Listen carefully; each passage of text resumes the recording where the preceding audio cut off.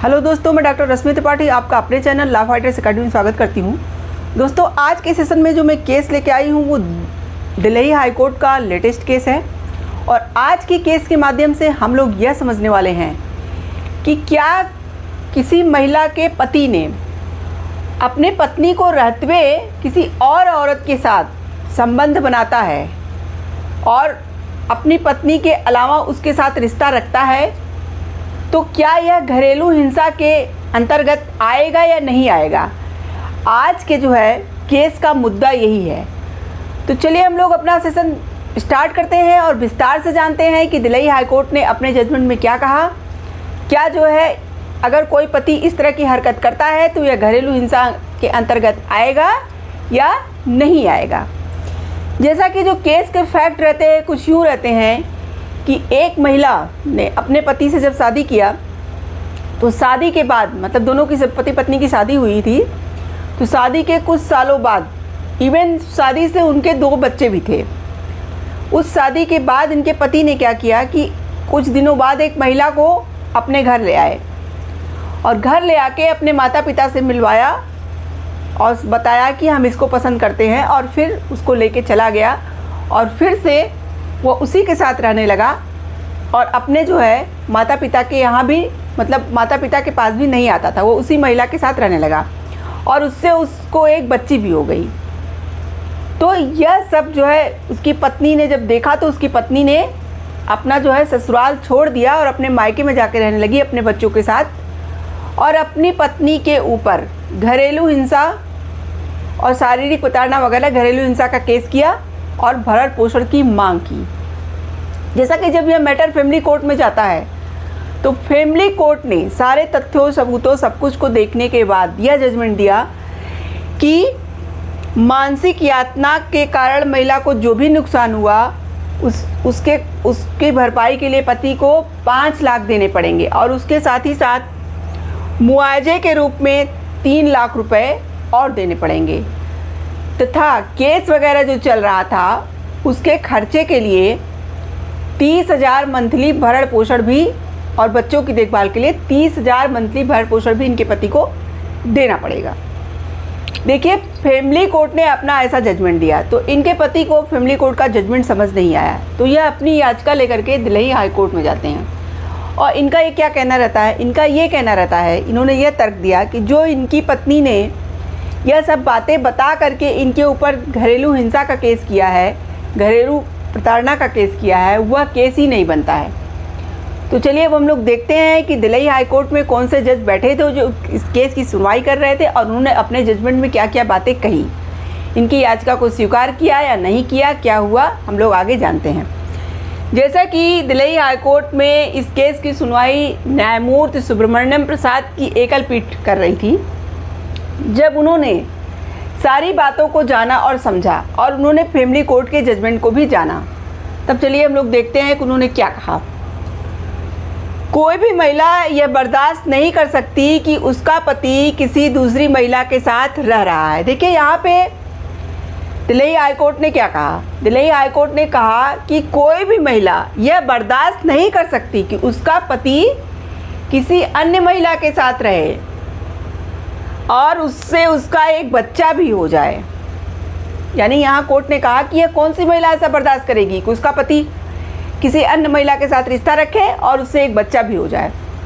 उसके साथ साथ कोर्ट ने कहा और उससे उसका एक बच्चा भी है। ये सभी तथ्य पत्नी को घरेलू हिंसा का शिकार बनाती हैं। देखिए, यहाँ पे कोर्ट ने माना कि यह घरेलू हिंसा ही कहा जाएगा, एक तरह से यह घरेलू हिंसा ही बोला जाएगा। ऐसे अब घरेलू हिंसा ये नहीं कह सकते कि घरेलू हिंसा नहीं है। उसके साथ ही साथ कोर्ट ने कहा याचिकाकर्ता का यह तर्क कि पत्नी द्वारा दायर की गई शिकायत घरेलू हिंसा के दायरे में नहीं आती है, स्वीकार नहीं किया जा सकता। देखिए, कोर्ट में जो उन्होंने तर्क दिया था कि पत्नी ने जो भी शिकायत की है वह शिकायत घरेलू हिंसा के दायरे में नहीं आएगा, तो यहाँ अपने कोर्ट ने इनकी यह बात मानने से मतलब मानना स्वीकार नहीं किया, इनके तर्क को खारिज कर दिया है। कोर्ट ने कहा कि नहीं, आपने यहाँ पे घरेलू हिंसा महिला के साथ किया है। देखिए आगे कोर्ट क्या कहती है, पत्नी को अपना वैवाहिक घर छोड़ना पड़ा क्योंकि वह इस तथ्य को बर्दाश्त नहीं कर सकती कि उसका पति किसी दूसरी महिला के साथ रह रहा है। यहाँ पे कोर्ट ने जो महिला ने अपना जो है ससुराल छोड़ के अपने मायके में रहने लगी थी, तो इस बात पे कोर्ट ने कहा कि भाई कोई भी पत्नी यह बात कैसे बर्दाश्त कर पाएगी कि उसका पति किसी अन्य महिला के साथ रह रहा है, इसीलिए उसे अपना ससुराल छोड़ना पड़ा। कोर्ट ने कहा कि यह तथ्य कि पत्नी शारीरिक रूप से सक्षम है और आजीविका कमा सकती है किसी पति को अपनी पत्नी और बच्चों की भरण पोषण न देने से मुक्ति नहीं दिलाता है। देखिए, जब इनके पति का यह तर्क था कि मेरी पत्नी पढ़ी लिखी है, शारीरिक रूप से सही है, वह अपना गुजारा भत्ता खुद कर सकती है, तो इस तर्क को भी कोर्ट ने खारिज कर दिया। क्या कहा कोर्ट ने? कोर्ट ने कहा कि कोई भी पति ये सब बातें बोल करके अपने बच्चों और अपने जो भी देखिए अपनी पत्नी और बच्चों की भरण पोषण न देने से मुक्त नहीं हो सकता। ये बातें बोल के कि उसकी पत्नी जो है पढ़ी लिखी है, कमा सकती है, तो ये बातें बोल करके आप भरण पोषण से मुकर नहीं सकते। यहाँ आपके बच्चों को ज़रूरत है पैसे की, आपके पत्नी को ज़रूरत है, तो आपको देना पड़ेगा। देखिए आगे फिर कोर्ट क्या कहती है। फिर कोर्ट ने कहा कि भारतीय महिलाएं परिवार की देखभाल करने, अपने बच्चों की ज़रूरतों को पूरा करने, अपने पति और सास ससुर की देखभाल करने के लिए अपनी नौकरी छोड़ देती हैं। देखिए, कोर्ट ने, इनके पति ने जब यह तर्क दिया कि यह एक परजीवी के समान है, यह चाहती है कि यह मेरे जो है दिए हुए पैसों पे जो है अपना जीवन यापन करे, तो इस बात पे कोर्ट बहुत नाराज़गी जताई। और कोर्ट ने क्या कहा? कोर्ट ने यह कहा कि जो हमारी भारतीय महिलाएं होती हैं वह अपने परिवार की देखभाल के लिए बहुत बड़ा त्याग करती हैं। वह अपनी नौकरी भी छोड़ देती हैं। किस लिए नौकरी छोड़ती हैं? अपने बच्चों की देखभाल के लिए, अपने सास ससुर की देखभाल के लिए, अपने पति की देखभाल के लिए वो अपनी नौकरी भी छोड़ देती हैं। वो इस बात का भी ध्यान नहीं देती हैं कि मैं अपनी नौकरी क्यों छोड़ रही हूँ। वह अपनी फैमिली के लिए अपना जो है करियर भी दांव पे लगा देती हैं। यही कोर्ट ने कहा। फिर आगे कोर्ट ने क्या कहा? पत्नी केवल एक परजीवी है और कानून की प्रक्रिया का दुरुपयोग कर रही है। न केवल प्रतिवादी पत्नी का बल्कि पूरी महिला जात का अपमान है। यहाँ पे कोर्ट ने जो उनके पति ने ये कहा था कि मेरी पत्नी एक परजीवी है। परजीवी का मतलब यहाँ ये हुआ कि दूसरे के मतलब उस पर निर्भर रह रही है, यानी कि मेरे पैसों पे निर्भर रहना चाह रही है। और क्या, और कानून और प्रक्रिया का क्या कर रही है? दुरुपयोग कर रही है। तो इसी पे कोर्ट ने नाराज़गी जताई और कहा कि आप सिर्फ एक महिला का नहीं, पूरी महिला जाति का क्या कर रहे हो? आप अपमान कर रहे हो यहाँ पे। तो कोर्ट ने कहा कि यह न केवल प्रतिवादी पत्नी का बल्कि पूरी महिला जात का अपमान है, आपकी यह जो है आपका यह तर्क देना, क्योंकि महिलाएं अपने परिवार, अपनी फैमिली को चलाने के लिए अपना करियर भी दांव पे लगा देती हैं ज़रूरत पड़ने पर।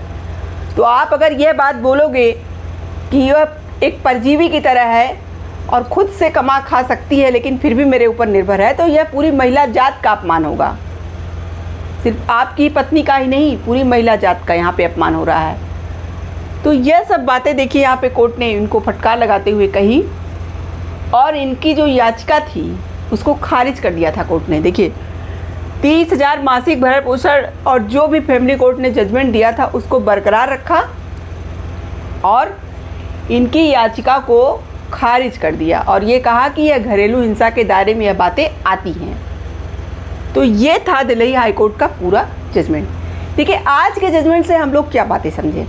आज के जजमेंट से हम लोग यह समझे कि अगर कोई पति अपने पत्नी के रहते हुए किसी और महिला के साथ रिश्ता रखता है और इवन उससे एक बच्चा भी हो जाता है, तो यहाँ पे पत्नी के ऊपर मानसिक पीड़ा तो होती है, तो वो घरेलू हिंसा का केस यहाँ पे अगर करवाती है तो कोई गलत नहीं है। यहाँ पे कोर्ट ने भी इस बात को माना कि कोई गलत काम नहीं है घरेलू हिंसा करना और कोर्ट ने कहा कि यह कोई कानून का दुरुपयोग उनकी पत्नी नहीं कर रही है, वो अपने लिए जो है सही मांग कर रही है। और इन्होंने जो तर्क दिया कि हम भरण पोषण भी नहीं देंगे क्योंकि वो कमा सकती है, तो यहाँ पे कोर्ट ने कहा कि वो 2 बच्चे उसके साथ में हैं और वो महिला जो है अगर भरण पोषण की मांग कर रही है तो यहाँ पे कोई गलत नहीं है और आपने उसके साथ जो भी गलतियाँ की हैं उसके लिए तो आपको ये सब चीज़ें जो फैमिली कोर्ट ने कहा वो सब देना ही पड़ेगा।